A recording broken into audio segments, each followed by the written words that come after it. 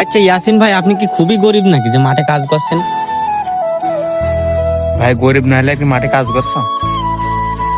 শ্যামল ভাই, আপনার কি অবস্থা? আপনিও দেখছি মাঠে কাজ করছেন, কিছু বলেন।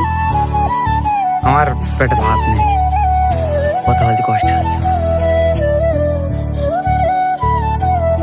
তো আপনি আসলে এই যে কুপাচ্ছেন, এই কুলপি আপনার বড় হয় কি করার ইচ্ছা আছে? কিসের জন্য কুপাচ্ছেন? উপাসী ভাই নিজের পেটের জন্য। গরিব মানুষ হয়ে জন্ম নিয়েছি, কাজ কাম না করলে খালি তার হবে না।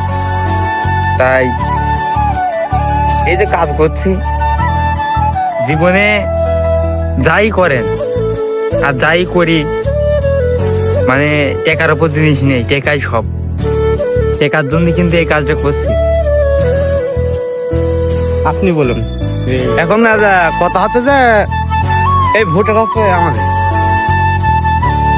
টেকাই সব। টেকা না থাকলে ভোট আমি শিখতে পারছি না। এই কিছুক্ষণ একটা মানুষ গেল কিছুক্ষণ আগে, বসে সেদিনকে বই শিখলি টেকা দিলি না, বললাম ভাই দুদিন পরে দেবো না। মাতৃ যাচ্ছে তো যে ক্যামেরা যে করছে, সে আমাদের আসছে বাঁচাতে এখন